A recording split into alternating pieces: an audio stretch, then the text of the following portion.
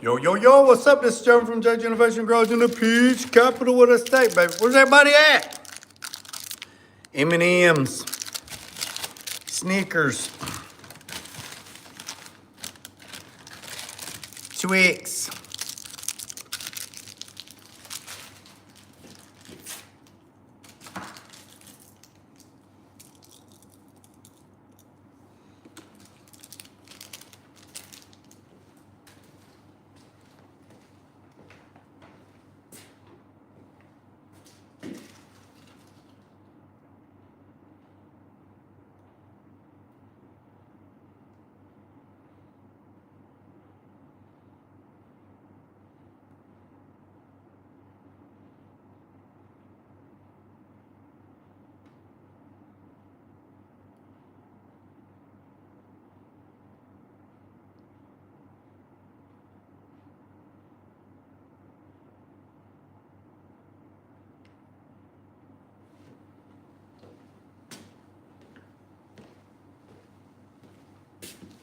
Oh, we got 8 people on here.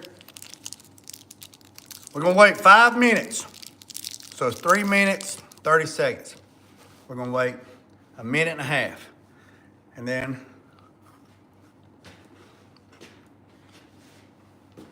once that happens, you know what? While we're waiting, I'll go ahead and set the camera up.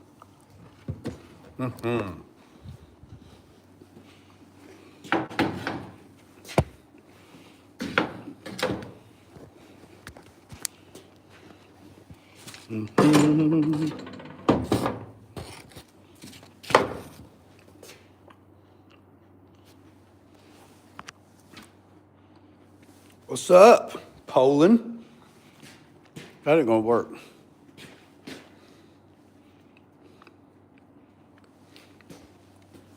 Hold on, I got a plan. Hold on, I got a plan.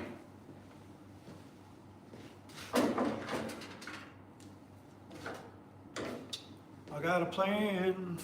I'm gonna show y'all how to wire up a trinary, a tri-binary switch.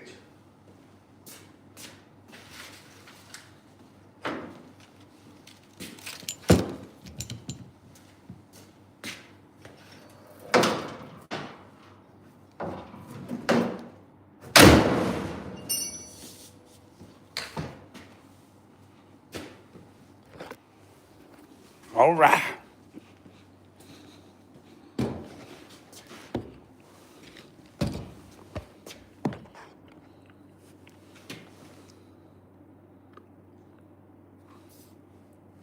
Can y'all see that?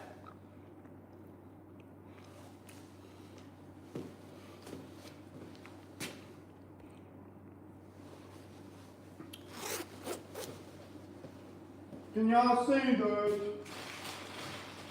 Somebody take this candy away from me. I'm not normally on candy, but for some reason, bro, why use? All right. Let me get this switch.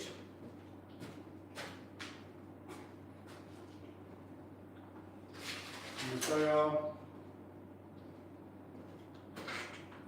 how to do it. How to do it. Can y'all see that all right? You probably can't. Wow, that's aluminum. Yeah, this whole box truck's made out of aluminum. Yep.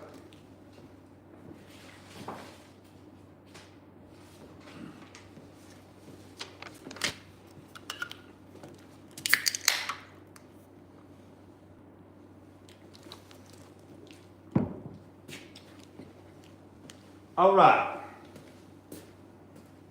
Let me finish eating.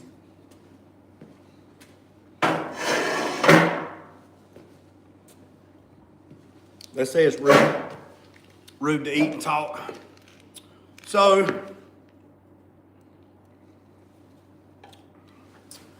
this is a trinary. It's actually called a trinary switch, a male and female trinary switch. So you have the blue wire. All right, so you have the blue wire. One blue wire is the fan circuit. Then you have a high circuit, a low circuit, and then a fan on. So the black is the clutch circuit or the fan circuit. High is 406, low is 34, fan on is 254, right? We ain't got a lot of foot traffic at night. So on this LS, well, it's LQ9, 960 platform. The way I was taught, or way I was explained, if it's anything other than an LS, small block, big block, Chevrolet, you run a binary switch, okay? And I'll show it to you on the condenser dryer. With the LS, you have to run a trinary switch, which is male/female, all right? So the way this works is, let me turn this around, I'll show you. So this is a binary. This is a trinary, all right? This is for small block. What's up, JG? And a big block. The way Vintage Air says, this is for a big block and a small block. This is for an LS type engine. So they do give you some instructions, but those instructions are a little, I don't want to say difficult, but if you have any type of what's the good word I'm looking for? Difficulty with math. If electrical scares you like math, don't worry about it, okay? It's just ones and zeros, okay? So this right here is that switch, okay? All right. This is a 4-pin relay or a 5-pin, but we're gonna do a 4-pin, okay? This is the fan, okay? And it's that type of fan right there, an electric fan, all right? This is the block sender, which is usually on number 1 cylinder, which is right there. See it right there, that brass fitting? That's that. Okay. This is the key switch in the dash. That's a 12-volt battery. This is your AC controller. Don't worry about this right yet. And this is your AC compressor. Your AC compressor is this right here, your air conditioner compressor. Okay? That's what that is. All right. So the way this works is the trinary switch, high pressure is 405, low pressure is 30, fan comes on at 254. So this switch right here, when it detects pressure from the AC system, because refrigerant goes through this. This is the this is the dryer, the condenser. It cools down. So when this right here detects 405 PSI, it shuts everything down, okay? It shuts the compressor down. I'm gonna show you how it does that. But this shuts the compressor down so it don't go. Low pressure is 30.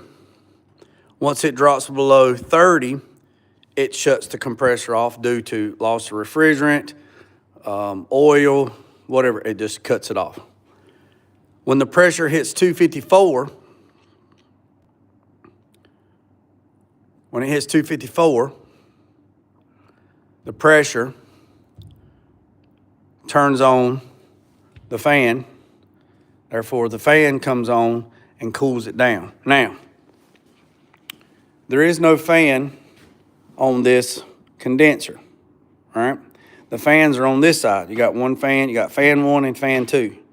But Vintage Air says this is sufficient 2 fans, but you have to wire that stuff up into that fan, which I'm going to show you.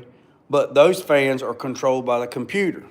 So I don't want to give no mixed signals to the computer. So they also suggest putting another fan on this, which I am going to put an electric fan on this. It's going to have its own fan, like that right there, okay? So the way this works, if anybody gets lost, throw your hand up and we'll stop. If anybody sees something that I'm telling wrong or you have a different way, please drop it down in the comments. All right, so you got the AC controller, right? That wire typically from Vintage Air is blue, right? You run that blue wire over to the high pressure line wire, which is black with a green tracer, all right? All right, black with a green tracer. Both of them are the same, so it doesn't matter on Vintage Air switch, all right? Black with a green tracer, black with a green tracer. So from the AC controller, all right, from the AC controller, you run that blue wire to the black and green wire, okay? So that's that, all right? The other black and green wire,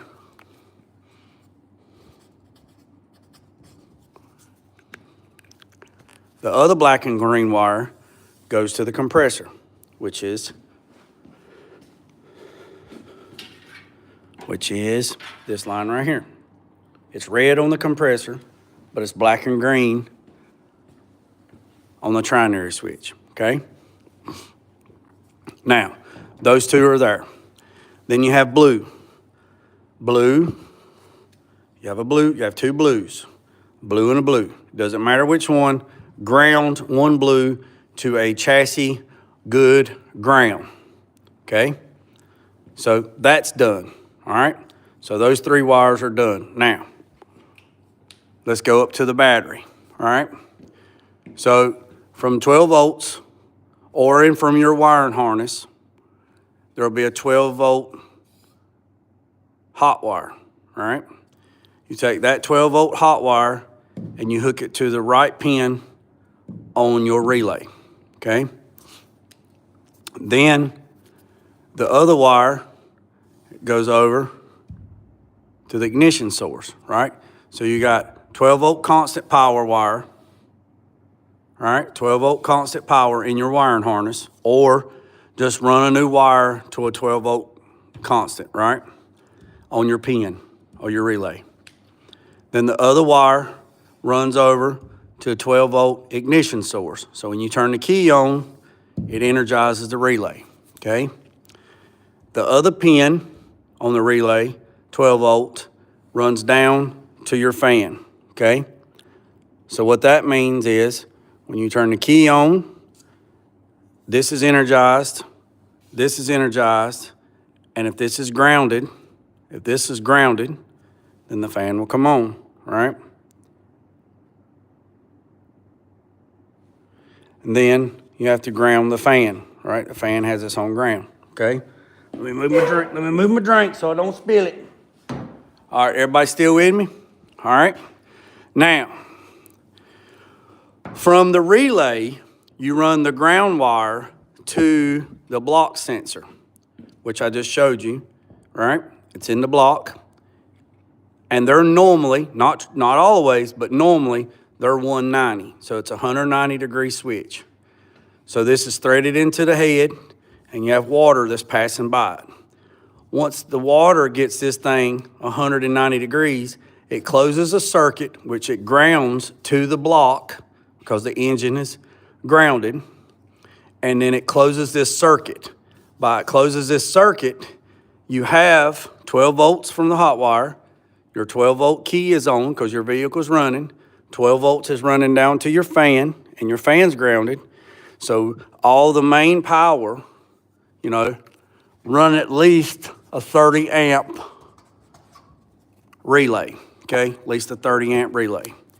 Once this ground wire grounds, it charges the relay, therefore it sends voltage down to the fan,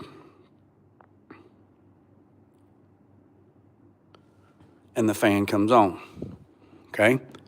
Now, everybody got that? Turkey baster. Do a scripted short so we can, all right, I'll try to do that. It's only 3 minutes on a short. All right, so now, that's how that works if you didn't have this trinary switch, okay?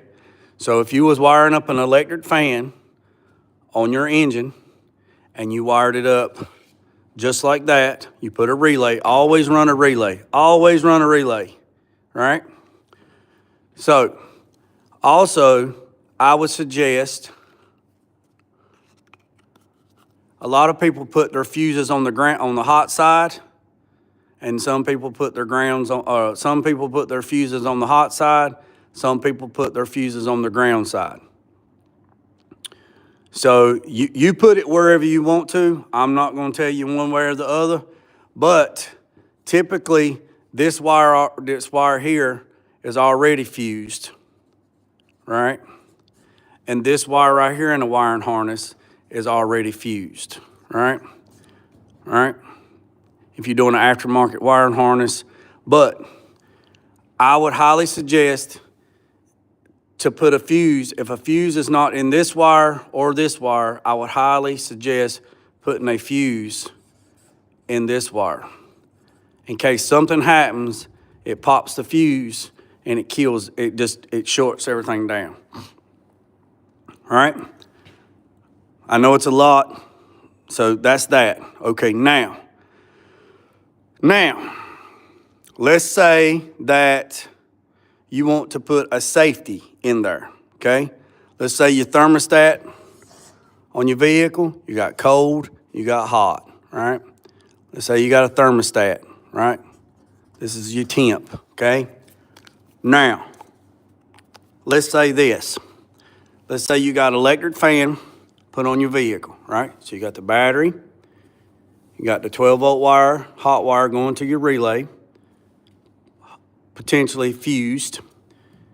Then you have your relay. That wire comes out, goes to your ignition source. So when you turn your key, that energizes. You have the other pin that runs down to your fan. That could be fused as well. And then it's grounded. Make sure you have a good ground, all right? So you turn the key on, and then the ground for the relay is over here to the block sender, right? Which is typically 190. But that doesn't necessarily mean it's just whatever the engine's in. Typically, it's 190, right? Now, let's say that you wanted to put a safety in it, right? Let's say you want to put a safety in it. You can come off of this ground, right? You can wire off of this ground that's going to the relay, right? Which is ground. And what you can do is you can come over here, I put 911, emergency, ground. And you can put an emergency switch. You can hide it somewhere underneath the dash where you can get to it, right? So let's say that you're going down the road or you're sitting in traffic or anything, and you're watching your temperature gauge, and your temperature gauge is going up. Let's say this block sender goes bad, right? Let's say this goes bad, and your temperature is climbing. What can you do if your temperature's climbing and you can't get off the road right safely? You can turn your heater on blast, turn your heater wide open. Let me step back. You can turn your heater wide open, put it on your vent, put it on your windshield, and pull some of the hot air off of your heat exchanger or your radiator and your, what's the word I'm looking for? Can't even think right quick. So you can pull heat that way, right? Your heater coil in the dash. So if you turn your fan on high, like defroster fan on high, That will help pull some engine heat down. Then you can reach over here, and if you also wanted to, you could put a light, a little red light, somewhere on the dash, little cheap LED light.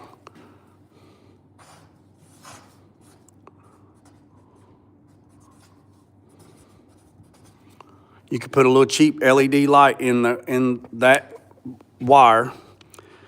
Flip this. That knows you got the ground. And if that light comes on, then if you flip this ground and that light comes on, that tells you that ground's good to the relay and you have power to the relay. All right? And your fan will come on manually and blow to cool your engine down. Now, if you flip this switch and that light does not come on, then you have a few things that could be wrong. This fuse could be blown, this fuse could be blown, this fuse could be blown, or you got a bad relay. All right? So that's just a little there. Now, everybody still with me? I hope so. Now, where does the trinary switch come involved? The trinary switch is for the AC compressor, right? So what you do there is the other blue wire on the trinary switch, which is one of those blue wires right there, you run that wire up to your ground wire that runs to your block sender, and you tie into that. So now what you have done, there's a ground in here, right? Because see, this comes here, there's a plunger in here, and here's a ground because you've grounded it to the core support, right? This is a ground because this is in the block for 190 degrees, and this is an emergency ground switch, right? So now, you got this black wire with green tracer is the high pressure. It goes all the way up to the AC controller, right? All right? The other black and green wire goes over to the AC compressor. The blue wire is grounded to the core support and make sure you have a true good ground. All right? The other blue wire goes up to the ground in the relay that goes over to the block sender, and if you add an emergency switch, okay? So now what happens, okay? So now you turn the key on, everything's energized, you got your power to your fan energized, everything is energized, but this circuit in here is not, the little plunger or the spring is not touching because it's not asking for ground, okay? And that binary switch goes right here, okay? That's where that's at, all right? So now, you have your AC on, your AC is running, everything's good, blah, blah, blah. You're sitting in traffic, everything's great, right? If the high pressure side of this switch detects, when it gets up to 254 PSI in this switch, that plunger, when it feels 254 PSI on that plunger, it completes the circuit in this plunger and goes to, and completes the ground. Once it completes the ground, what it does is it sends a signal to this ground, right? Even though you have this, right? Let's say that the water temperature in the block hasn't reached 190, okay? So it doesn't send a signal up here to turn the fan on, right? Let's just say that that's not working, right? And your temperature is still in good shape. It's still where it needs to be, right? But the pressure for your air conditioner hits 405, or actually it hits 254. Once it hits 254, this makes the ground for the relay for the fan, and the fan comes on, all right? Now the fan is on, and it's trying to cool down the pressure in the AC system to get it where it needs to go below 254 so the fan cuts off. So the fan will actually be blowing through this condenser trying to cool down the refrigerant below 254 psi. By doing that, it's trying to cool it down. Now, let's say something is going array, something's going crazy, and the temperature climbs to 405. All right? It's climbing to 405. You're driving down the road. Your engine's got up to temp, and the engine hits 190. Now, this circuit's complete. So you got this grounded. You pass the 254 psi mark. This is grounded, so the trinary switch is grounded, so you got that ground, but your temperature is still climbing, and once it hits 405, this shuts down the plunger. Therefore, when it shuts down, it breaks the power to the clutch on the AC compressor and turns the AC on, so it stops generating pressure. So the clutch on an AC compressor is on the front right here. And I'm probably not going to be able to turn this because those plungers are on there and I don't want to pull them off. But if you can spin this clutch, this magnetic clutch, the compressor is open. So what that power is going to do, when the power is engaged to a clutch on an AC compressor, the clutch is sucked to the pulley, and the pulley's just sitting there free spinning, all right? But when the magnetic charges, when the charge is on the pulley, the magnet, it sucks the magnet to this pulley and engages the compressor where it's pumping, all right? So what that trinary switch does on this side, right here, once it breaks 405 psi, it shuts it down where there's no power going to the AC compressor, so therefore it's not generating pressure. The fan is still going, trying to cool the system down. The block is 190 or higher, so it's closed that circuit, so that circuit's good, and it's still running the fan. All right? So that is a fail-safe at 405. Same concept. Now let's go to this. Let's say we at 254, the pressure comes up, hits 254, it activates the fan comes on. Once the fan comes on, it's trying to cool down the pressure, trying to get the pressure down. And let's say it cools it down and it just keeps going down for some reason. Say you had a leak, a refrigerant leak, say you had a leak and it dropped below 30 psi. It will do the exact same thing it does if it goes 405. The 30 psi will initiate this trinary switch, therefore it will shut the power down to the compressor so the clutch is not spinning, so it's not trying to generate, because in the refrigerant there is oil. And this pump has to be lubricated. So if there's no refrigerant and no oil, then it's going to burn your pump up. So once it drops below 30 psi, it says, hey, look, something's not right. The trinary switch sends a signal, says, hey, turn the AC off. The AC turns off, and it goes back dormant, and everything just, then you have to figure out what's wrong with it. Too much pressure. So, I know that's a lot. That's a lot. So, that is a trinary switch and an LS base setup with Vintage Air from Vintage Air. Now, they do have instructions in their book or in their catalog, but it's a notebook, and it does not go into that dynamic. And it does not have an emergency switch, okay? It does not have an emergency switch. Emergency switch is just if you see your temperature rising, even if you didn't have AC, let's say you seen your temperature rising and your fans wasn't coming on and you didn't know what was going on, you could flip this switch, an emergency switch, and put an LED light in that line. So if that LED light comes on, then you know the relay has power and that fan should come on, right?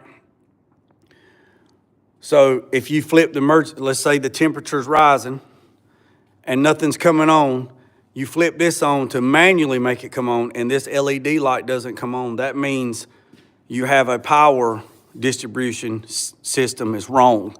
Something is not right. You either have a pop fuse or a bad relay, or potentially your fan's bad, but that just kind of helps. So does anybody want me to go back over that again? Too much pressure. We ain't got a lot of people on here, JG. Y'all let me know. If y'all good with that, then I'm gonna go to the next thing. I know one thing, I'm gonna get me something to drink. Y'all let me know.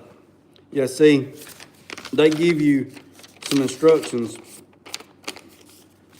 but it's just on that right there, and it doesn't go into all that detail. Oh yeah, too technical. Yep, too technical. Too technical. Let me know. Anybody still good? You want me to go over it again? I don't matter to me. I'll go over it again. Not going to the gym tonight.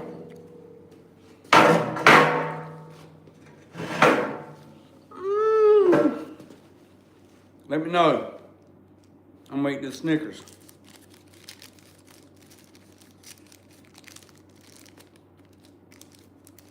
Bill on a budget come by today. He visited me today. He come got his fender for Big Bertha.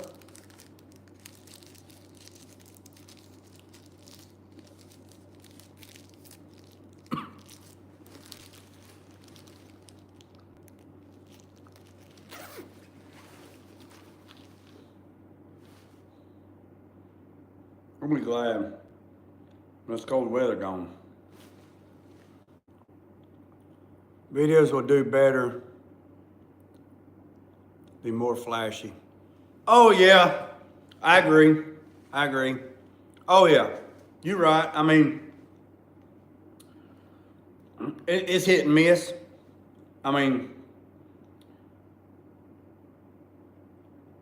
yeah, more stuff, you know, more comical, more fun stuff, more, like you said, flashy stuff, you know, storytelling, you know, chopping wood, whatever. That stuff does better.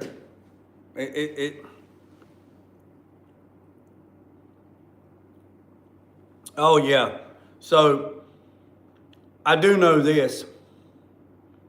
I know technical videos, like when like the textbook. I hadn't went back to the textbook to finish up chapter 4 because the other 2 videos, they didn't do good. They didn't do very well. I mean, like, not very well at all. So I could do a technical video and then just leave it to like the ones that are members and let them watch it, because they pay for a membership, and that will give them something. Then we can interact with questions and tech and stuff through those. Just as soon as YouTube unpauses all that stuff, I'll probably do that. And I was gonna do that with this, but I've been wanting to do this for a while. And I said, well, heck, and then when I've done this, and then Bill on a budget showed up, and he's like, what in the world you got going on there, J-Dog? And I was explaining to him, he's like, man, and he said the same thing you said. Yeah, I live here in Southwest Louisiana, and it's real cold. Yeah. Y'all got snow too down there. I'm ready for the snow to go. If I can't deer hunt and duck hunt, it needs to leave here. Because just as soon as it gets warmed up, I'm taking everything out of the shop. And I'm I'm not going to take nothing off the walls, but I'm going to pressure wash the whole shop. I would really love to build some new cabinets. But I built those cabinets out of 1968 doors, wooden doors from the college. They took all the wood doors out of the cafeteria, and they were like 2-inch thick wood doors. And I got every one of the doors, and I had them stacked up forever. I mean, they're heavy duty, thick, big, thick doors, wood doors. Like when you shut your finger in the door, you look on the floor to see if your finger's on the floor. You know, got about 9 inches down here.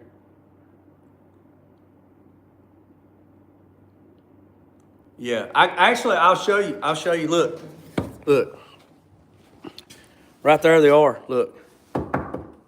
That's them right there. I cut them. I cut the doors. I ripped them in half, and I built cabinets, 3 shelves, right? And that's what I use them for. And I had them forever. Hold on, let me get the tape measure.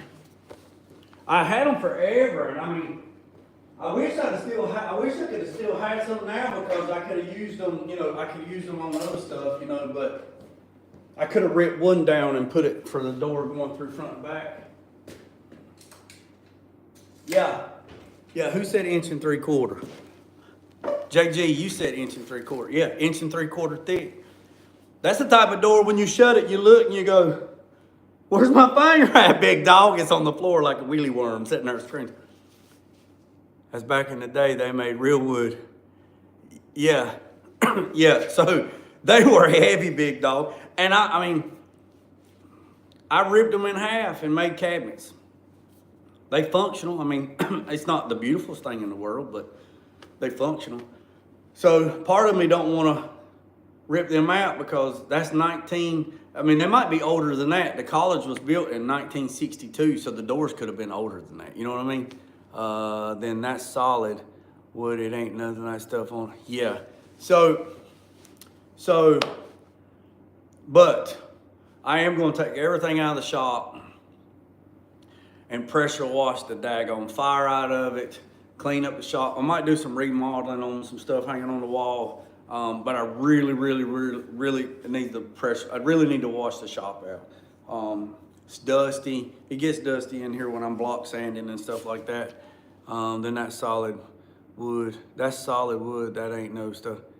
Yeah, it's the standard size of thicker doors. What's behind on the cardboard? I was talking about the Trinary switch for the AC compressor. 1 3/8 is the newer doors. Yeah, I need to rip. I'm thinking about, but I need to clean the shop out. I got all the stuff to blow the ceiling and insulation. I'm gonna put about, I don't know, they say anywhere between 32 to 36 inches deep in the attic. I want to do that. I got that stuff to do. There's some stuff I want to do in the back room. I want to kind of do some stuff back there. I got to put some more lights in there. There's not a lot of light in the back. There's some, but it needs to be updated. Just a lot of little stuff. But the doorway between this shop and the back, it's a small doorway. It's might be 32 inches. Might even not be that. It's not, I didn't put a door, I just put a doorway. So it's wide enough to get my toolboxes through. So whatever the width of a toolbox is, like a snap-on box, whatever that width is, that's how wide the hole is, the doorway. But I'm thinking about taking some unistrut and building a slide door. I'm thinking about doing a slide door, a radiant heat. Hey, now in my paint booth, I do have radiant tube heat. In my paint booth, I have I think it's either 85 or 95. It's either 85,000 BTUs or 95,000 BTUs. Radiant tube heat in my paint booth. And it'll flat roll. I mean, I can get it, that building is 24 by 24, 13 foot tall ceilings, and it's fully insulated. And everything's insulated, and I can get the temperature up as hot as it'll go, 100, whatever 95,000 BTUs will get it to, I can crank that sun gun on high and it'll flat roll. If I was to do everything all over again, I mean everything all over, I would put PEX line in the concrete floor and I would run hot water through the floors. If my son ever decides to build a shop or a house or whatever, that right there is a daggone 1,000% must. Yeah, run PEX. Run PEX. There's a guy, I'm not gonna say his name, but there's a guy that came to 2 of my paint classes, and he built him a paint booth, and he asked me, he said, what would you have done different? And I said, if I was building me a paint booth, or a building, or a shop, or whatever, a garage, a man cave, whatever it is, I said I would run 3/4 PEX through the floor. I would have a either tankless hot water heater or a hot water heater. I would run the PEX through the hot water heater on a low volume circulator pump, and I would keep the floor at 80 degrees. And he says, do what? I said I would keep the floor at 75, 80 degrees. I would keep it 75, 80 degrees. And he goes, really? I said, yep, I sure would. I said either it was electric or propane or whatever, or yeah.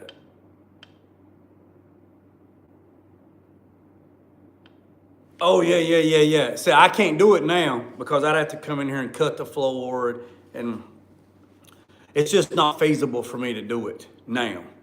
But you are right, JG. I do have a boiler, but the shop was here decades before the boiler was, so it's not a good move for me. But moving forward, if somebody asked me, I would definitely suggest that. Hey, put PEX in the floor. And he put PEX in the floor, and he run it all through his paint booth, or his garage paint booth, and in his mixing room.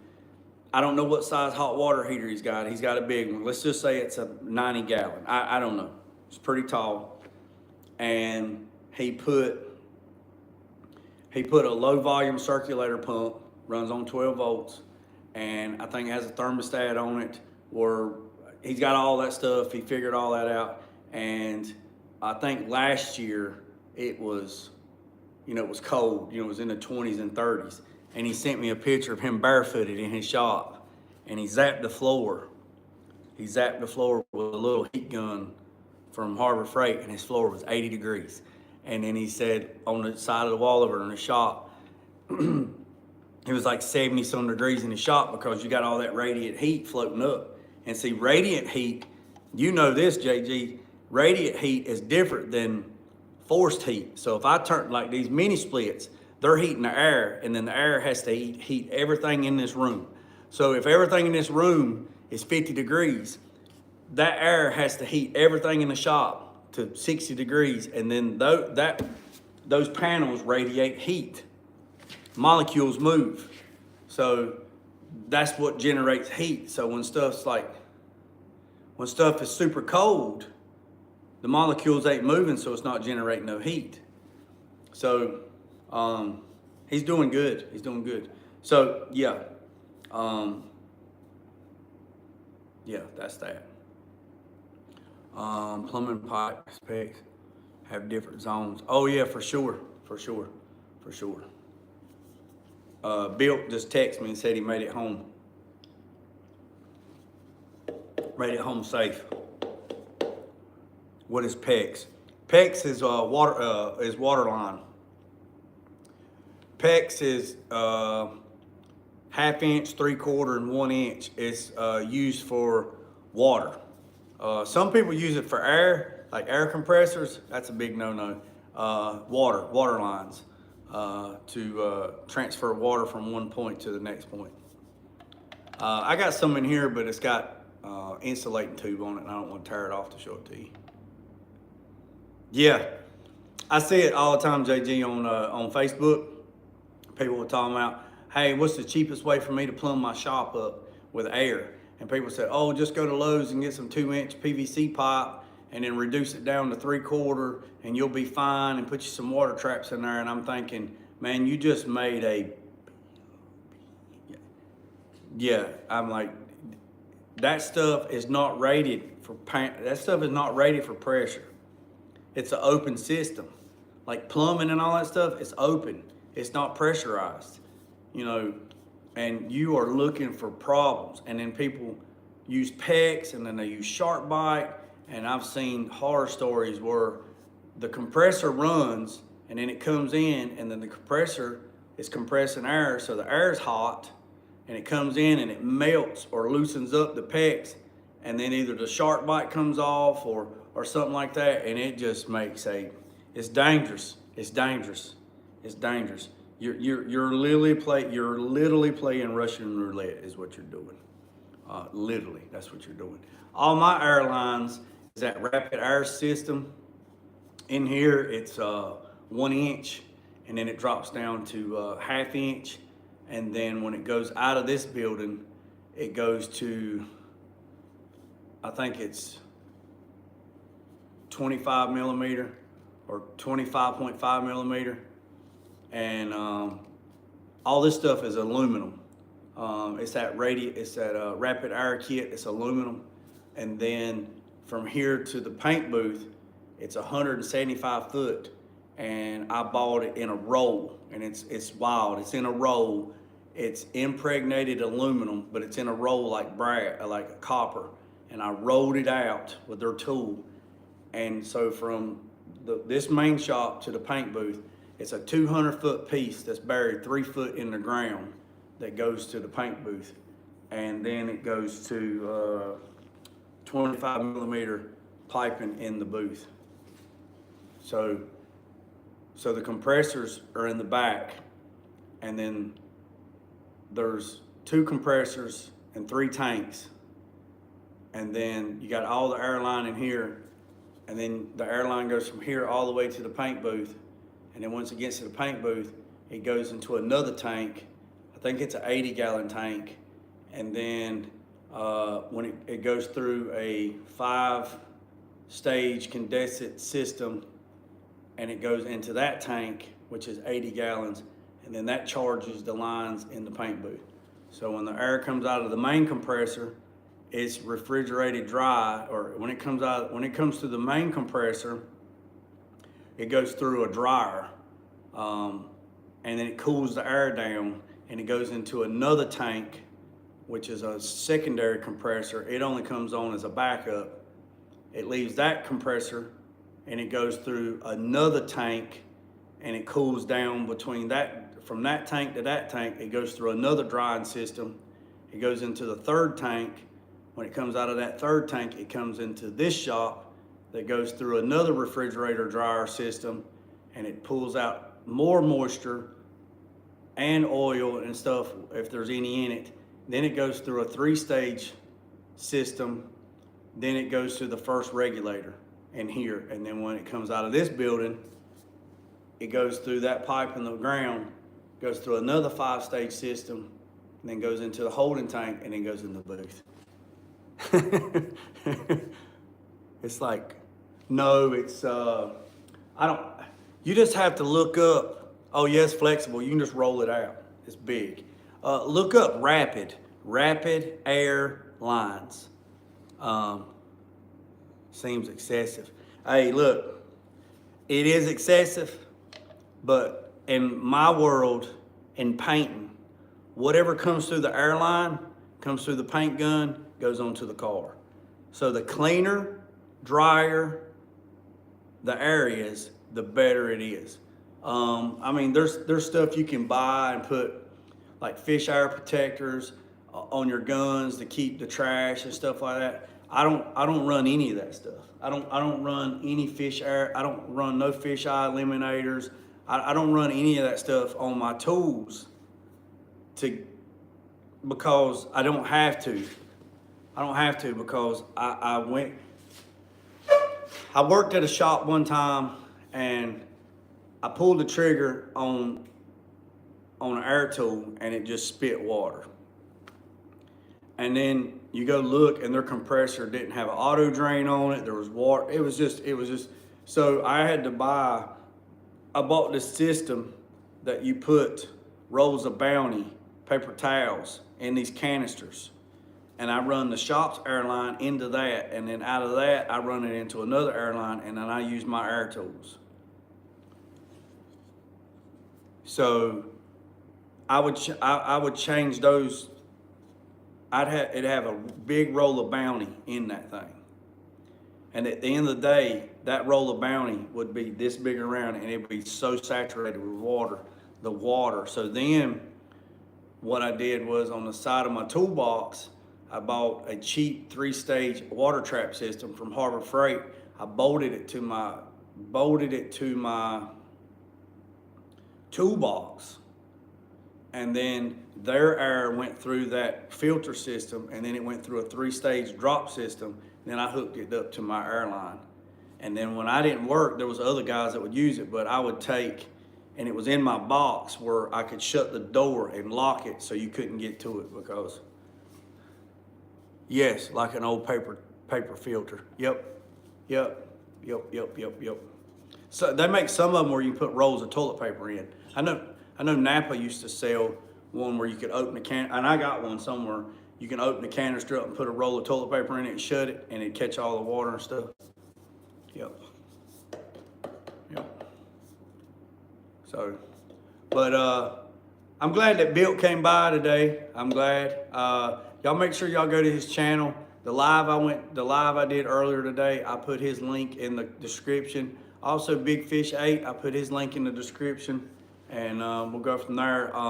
Also, I got a lot of stuff coming for the C10. I've got some parts coming for it. Talked to the client today, and he's excited. I'm excited. I talked to JS Alternators today about the alternators for the truck, and then I talked to this other guy, and I talked to him, and he says, JS Alternators. I talked to him. There's another guy. He don't work for JS, but there's another guy, and we were talking about some stuff, and he said, don't get the alternators for 86 Silverado pickup truck. And I said, why? And he said, because you have the external fan. Get the alternators for like a 99 to 2005 Suburban 5.3. Same housing. And they're one wire. And the fans are internal. And you can get a higher amperage alternator. And I said, really? He said, yeah. He says, with the 86 Silverado pickup truck, you're only going to get a 200, you'll either get a 240 or a 290 amp alternator. If you order the Suburban or Silverado 5.3, 99 to 2006 or something, he said, it's still a one-wire alternator. It's still a 5 rib belt. That's what you got. And you can get a 400 amp. And I said, uh-huh.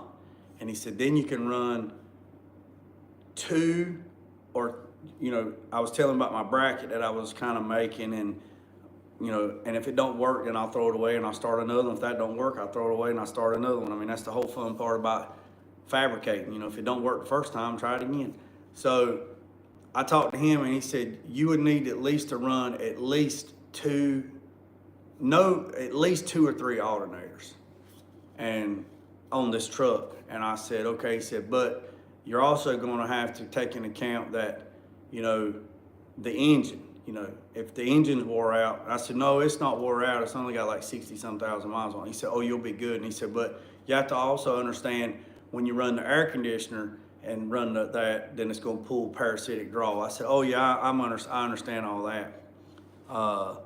So appreciate you, JG. Yeah, I'm probably gonna wrap it up here in just a second. Been on here 56 minutes. I'm gonna refresh on this before I close out. But so he said, if you had one alternator could run the truck, and then the other 2 alternators could run the air ride and the stereo system, and you could run them all 3 independent, You can run them all 3 independent, or you can run the one for the truck by itself and then the other 2 just for the audio stuff. And then I said, okay, cool. I'm going to Baby Legs tomorrow. If the roads are clear, I'm going to Baby Legs. Hat is too small, go up a size or 2, my lad. Too small? What do you mean too small? It's an extra large. It's an extra large. What do you mean it's too small? Why you say it's too small? I measured the way I'm supposed to measure. So tomorrow I'm going to Baby Legs, Barker shop, motorcycle shop. Gonna pick up some motorcycle parts. Who is that? Who is Sturkey Ski? Who is that? So these are Boston Scally Company hats, and actually a subscriber sent me this hat. Actually sent me 4 hats. I got this one, and then I got the Tommy hat, which is real fluffy, and then I have a green one. I have the St. Patrick's Day one, and then I have the Christmas one. So I don't know who that Sturkey makes the best fit flat caps. Who is that? I'll check them out. So tomorrow supposed to be going to Baby Legs Barker shop, motorcycle shop, pick up. Hopefully he's got some motorcycle parts for me to pick up to bring back here. But I also am picking up some audio stuff, some amps and some subs for the 68 C10. Also, I'm going to talk to him about wire, like heavy gauge wire, 2 gauge, 4 gauge, 0 gauge, to find out where he's ordering it, because I'm going to have to order that stuff in bulk. Because if I get it at the parts store locally, they are going to charge me a arm leg for it, and I'm not trying to hear all that. I can't buy, 100 foot of 2 gauge wire and they charge me $9 a foot. Maybe that's the right size. I thought it was a pinky. Yeah, it is. That's what it is. That's what it is. So let's do this. I'm gonna recap after I eat this Snickers.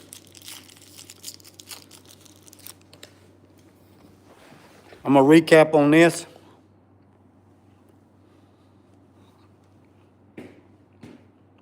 So maybe, yeah, what's up? Mm-hmm.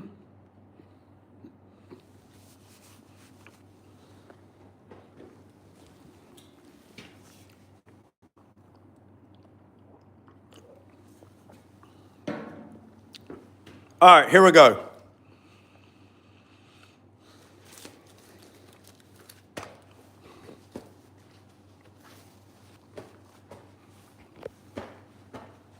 Well,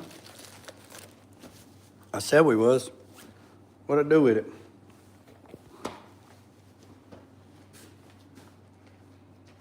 Mm-hmm. I thought it was in my pocket.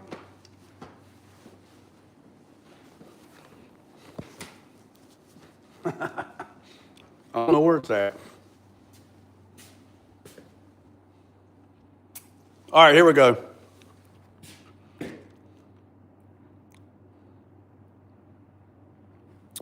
Yeah, let me screenshot that so I know. I'll go back and look. Yeah, I have so I have another one, and it is called the Tommy hat. It's Tommy, and it is the fluffy one. It also has the signature stuff in there, and the subscriber also bought me the watch, Tommy's watch that he had, the real watch, or not the one he had on the show, but a real. You get what I'm saying.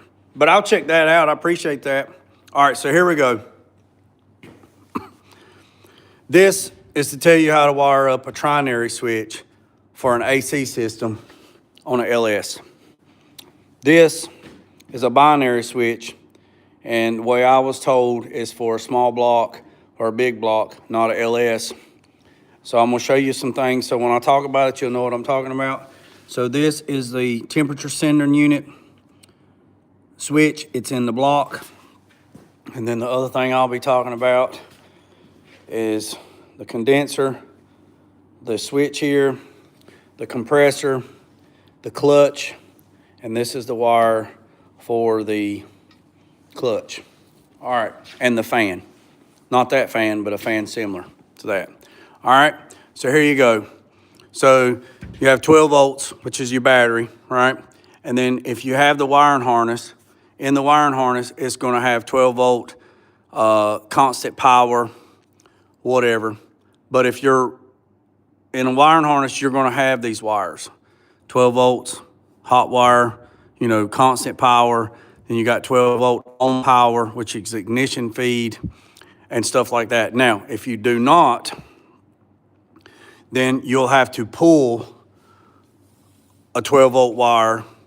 And if you're not going through the fuse box, then I highly recommend you fuse it. Then you go through a 30 amp relay, and then you run a wire to the ignition switch. I highly recommend putting the fuse, all right? And then when you run a 12 volt wire down to the fan, I highly recommend it fused, all right?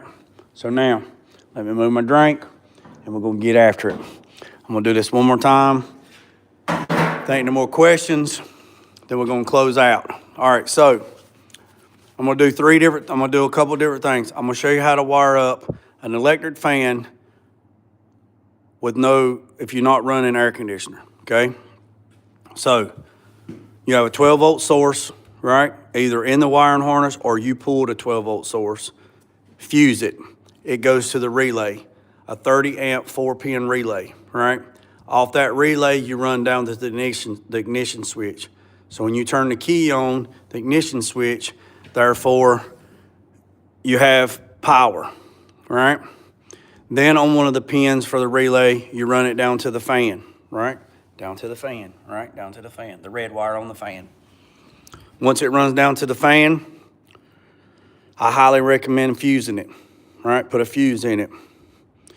Put whatever fuse in it is what it says on the fan, like whatever it says. You just have to look up the specs on the fan, and whatever it says, if it's a 15 amp or a 20 amp, put a fuse, right?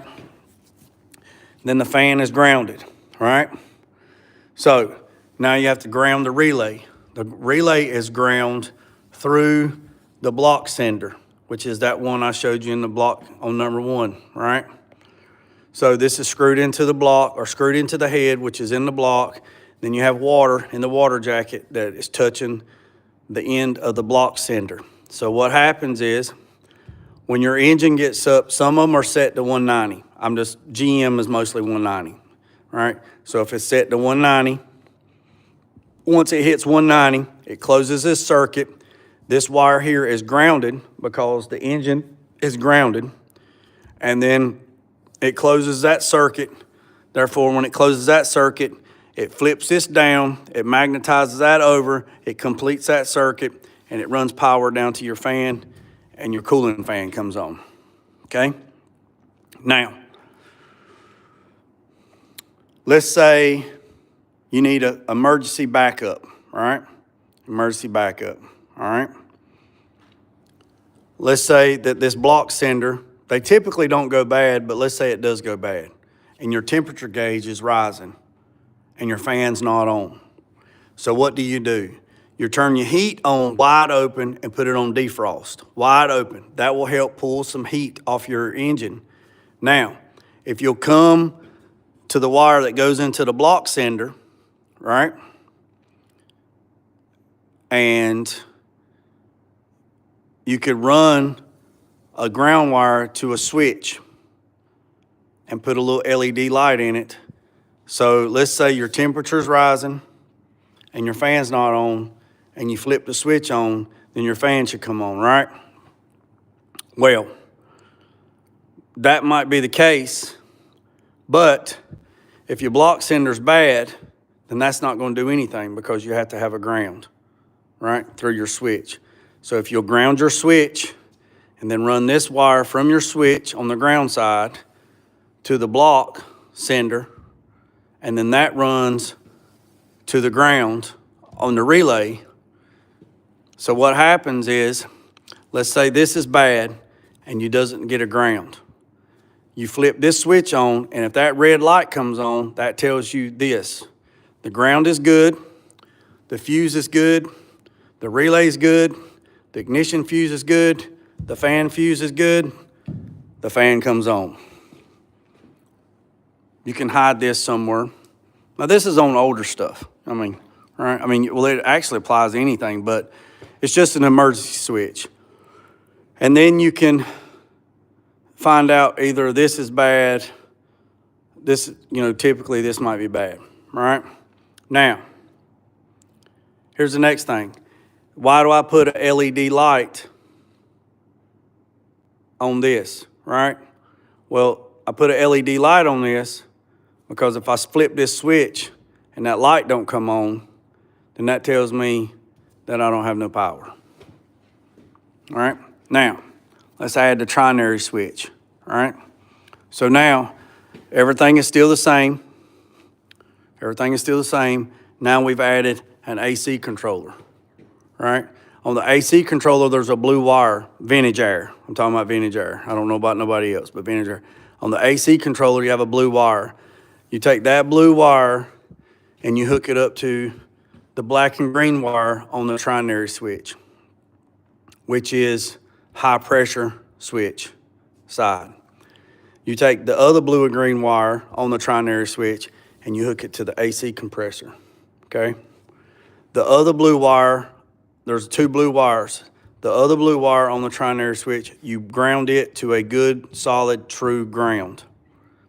Then the other blue wire on the trinary switch, you run it up and you piggyback off of the ground wire that goes over to the block sender, okay? Now, what you have done is you've added this safety switch into your AC system, which is right here, okay? Now, this is what happens. You crank the vehicle up, the vehicle is running, everything's got power, everything's good, everything's copacetic.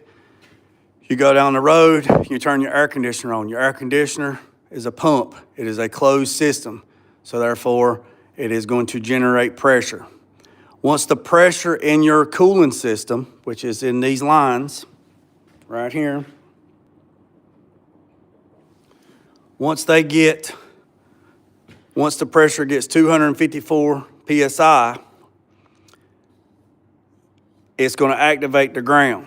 So this plunger is going to plunge, it's going to close the circuit, it's going to ground, it's going to go over there, it's going to come down here, it's going to turn your fan on. Your fan's going to be on. Even if your temperature isn't still, if it's not 190 degrees. Let's say your temperature is 165. This trinary switch is going to detect pressure in your cooling system at 254. It's going to activate, and this is going to be your ground, and it's going to activate your fan. Now, if your system keeps pumping pressure and it gets to 405, what's going to happen is this trinary switch is going to activate, it's going to shut down the ground, and it's also going to shut down the compressor, and the compressor is going to stop the compressor is going to stop working, it's going to spin, and the fan's going to be on. And the fan will stay on until it drops below 254 PSI or 190 on the temperature. The last part is 30 PSI, low pressure side. Let's say you got a leak in your AC system, and you're leaking refrigerant. This trinary switch detects that it drops below 30 PSI.